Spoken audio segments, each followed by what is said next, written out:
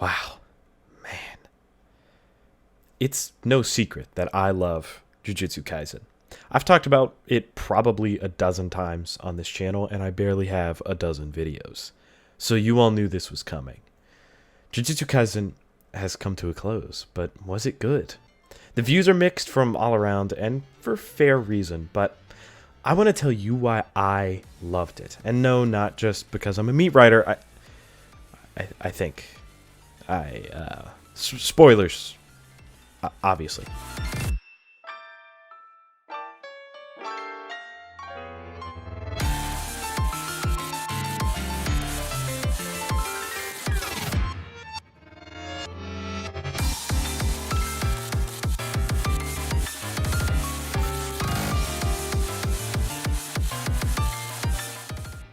This shit means something to me, man. First off, before I talk about any of the actual content, I want to get something off my chest. Leaks are the work of the devil. So many people experience the chapters exclusively through the lens of leaks. And if you're lucky enough to not know what I'm talking about, oh, sweet, sweet, innocent child, stay that way. Stay pure. Stay better than the rest of us. Because I'm no better than these scoundrels. The past, year, I have been right there with everyone else staying up way too late just to see shitty photocopies and translations of the next chapter, but there's one difference. I never let them ever affect my view of the actual chapter. I got hype, I got impatient, but I read the real, both scan translations and official releases thoroughly before making any opinions, and I always loved it. Along with the fact some of you guys just need to straight up start reading the series you keep talking about, you should binge the whole last arc, or even the whole series. It flows so well, and there's absolutely no pacing issues, and just feels great to read through. A lot of people just talk about this shit, really just be on the hype train. But, you know. The final arc, as a whole, was just amazing. If you don't think that, I don't think you like JJK. Because it has everything that makes this series so amazing. Seriously, go back and rethink your time given to this series, because I don't understand how you could love Shibuya, but think a fucking super gauntlet running up the strongest sorcerer in history is not just peak. If you don't like JJK, dude, that's fine. I just don't really know why you're here. Constant, amazing action, some of Akutami's best artwork in the entire series.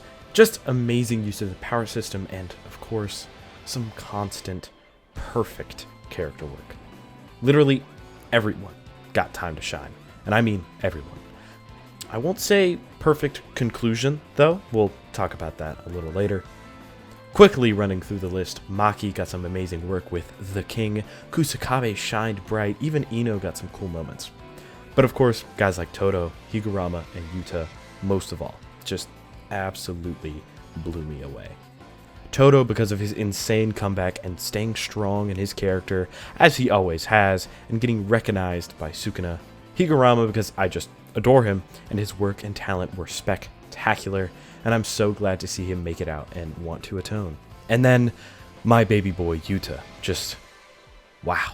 Our previous MC really got his spotlight, having one of the best showings against the King in his 2v1 with Yuji. If I talked about every single little amazing moment, this video would literally be an hour, so we'll skip to where I think he got his best progression of his character, with taking over Gojo's body. Yuta's whole thing has always been love and care for his friends. Some people don't really jive with that, and that's fine, but I loved this about him. That soft boy, perfect energy really drew me to him when he got all calm and cool to fucking murder people. So when he makes the tough, hard decision to throw that which makes him, his humanity, away, it was stunning.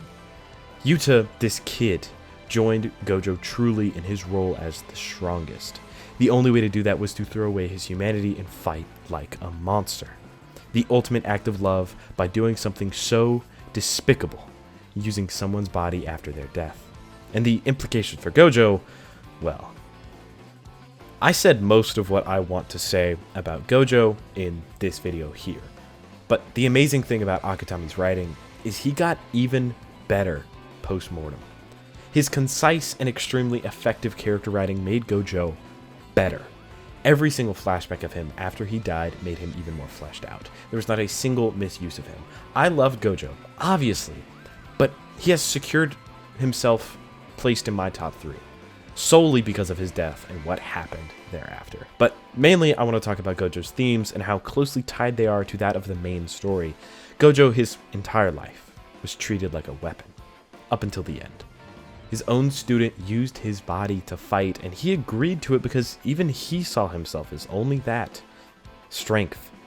The overwhelming loneliness that comes with strength. That loneliness is what defined everything about him. His literal power is to not let anyone near him, and what was his domain? Nothing. Literally nothing. Because that's what he had. In his death, he reached Sukuna. I will never forget you as long as I live. And with that, he passed away with a smile. Because finally, after all this time, he could be with his friends again. He could go south. Because that's the thing about Gojo. He was very imperfect. And he had a lot of regrets. He let his best friend go and then had to kill him himself. And then after his death, Yuta, his prized student, couldn't use his body, not like Gojo could. That question that Geto asked him all that time ago, it was answered right here by Yuta's actions. Yeah, he had the building blocks to be the strongest naturally. He was born with it. But he did it because he was Gojo. Not just everyone could have achieved that, but he did. Gojo Satoru. I love me some villains, man. Johan from Monster, Shigaraki from MHA, Griffith from Berserk, fucking Gru. People you love to hate. And if Sukuna doesn't come to mind when thinking about these guys, well, I mean, that's fine, I guess, but I think you're wrong. He single-handedly transformed and explored the characters of every single person he fought with in the entire series, but mostly, of course, in this final arc. Everyone got amazing character work just by throwing hands with the King of Curses himself. His answer to being the strongest, yeah, that means something to me. The hedonism in this man was unmatched. And if you don't love Sukuna, I don't know what to tell you. He is just so well explored and clearly written out on display. His end was perfect. The man who tossed away everything for strength was beaten. And only then did he decide to listen to Yuji once he was overpowered and listen to him. He decided to go north and live for something else this time. Yuji, from top to bottom, is why JJK is so damn good to me. I, from day one, have been a Yuji merchant. No matter how bad it got, no matter how much slander came my way, I knew Yuji had something for me. And this ending was so beyond perfect for him, and so damn cathartic for me. The entire final arc, my eyes were on him. As soon as he dropped into the battlefield, I knew he had something for us, and God was I right. Yuji is such a rich and deep character that I don't even know where to begin with, but let's talk about his abilities first. First, he gained blood manipulation from his brothers and Choso, one of my favorite dynamics in the series. Unlike Sukuna, who ate his own twin out of power and gluttony, Yuji ate his in an act of love and care, not only for them, but for others.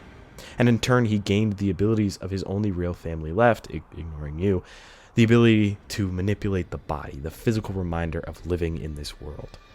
Powerful not only because of Yuji's character, but also Choso's, who is easily one of my favorite characters, especially with his most human sacrifice of dying for his brother. Next, his weird ability to just use black flashes, and I don't care or need an explanation because to me it shows the latent talent Yuji has unlike anyone else. Screw what everyone says, Yuji has that dog in him because he fights for the right reasons, and just his punches in general that literally attack the soul. That's so cool. I don't care if he's a punch kick merchant, he's a good one. And one of my favorites, Yuji's application of Sukuna's technique. First off, just the design is so cute. It makes so much sense. Rather than sending cuts flying, you can see exactly where he wants to cut because Yuji is much more careful about others compared to Sukuna. And beyond that, he can reach the soul with them. Again, like his punches. Yuji with these slashes can literally touch your soul.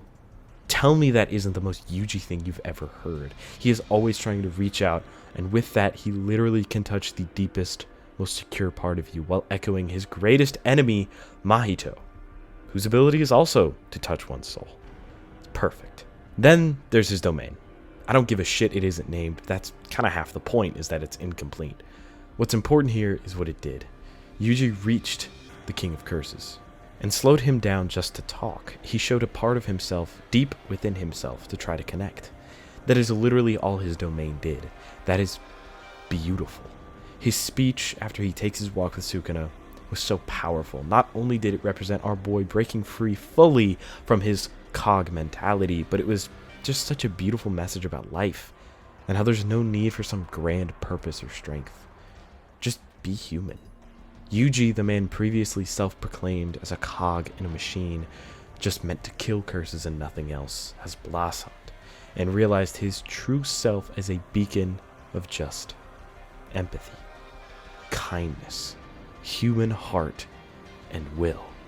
Not to some unnatural degree either, as he gives Sukuna a very kind and human offer to stop, but will not hesitate to end this here and now for his friend. God, this chapter, easily top 3. It might be my favorite chapter in the entire series. I adore it. It encapsulates everything I love so much about this series. After all that, Yuji, unlike Gojo, didn't let his best friend walk away. But he didn't try to force him either. He opened his heart up to him and told him he'd be lonely without him, that he would stand next to him, because that is his strength. Gojo said they've had enough of Gojo Satoru, and by that he meant they've had enough of absolute power.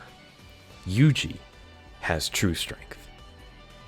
He lets others in. Gojo's dream was to surround himself with strong allies, and Yuji was what he meant. The one who could always reach Gojo, the untouchable man. He could reach anyone, even the unbeatable Sukuna. Yuji's final line is repeating something Gojo said to him, to some random kid. Because that is Yuji's heart. The fact it doesn't matter who you are, he will reach out and try to see the real you. I expect great things from you.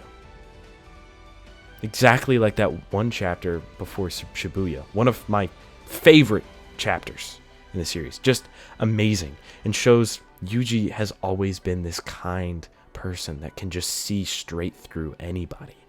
It's perfect. I will say, yeah, a part 2 would be amazing and I make this ending even better, but I'll explain why I don't think it needs one. When Yuki and Kenny debated on the fate of humanity, whether it resolves in the erasure of cursed energy or optimization of it, they were playing into their sides. The dichotomy. The us versus them. A lot of people felt the fact that this didn't get an answer was another reason the ending felt weird or rushed, but it did get an answer. Because if they did optimize cursed energy, well, that's just a super culling games, and we see how that went. And if they broke away, well, wouldn't everyone just turn into super Makis? Or Tojis? Would cursed spirits really disappear? Because at the end of the day, the problem was never really the cursed energy. It's us. Cursed spirits are born from our own negative emotions, fear, anger, grief. But Yuji, once again, is the answer. He's not a cog, because he ended the cycle of curses. His strength, the one Gojo proclaimed, will be what ends this cycle. It may not feel definitive because it's not. They have so much left to go. They have work to do, but this wasn't all for nothing. Because if absolutely nothing else, one singular change has already ended that cycle. The change, the will to connect others and to move forward together. I mean, yeah, sounds like the power of friendship to me. When I'm old and in a nursing home, my wife is dead, my kids don't really like me, I'll be thinking, yeah, this truly was our Jujutsu Kaisen. And then I'm going to head north myself. I genuinely don't think we'll get another JJK for a very, very long time. Something with so much love and passion for what came before it, yet with such a strong sense of self and divergence from the norm. Thank you, Gege Akutami, for this amazing story. And I can't wait to see what you do next. Thank you all so much for watching, and I'll see you all next time.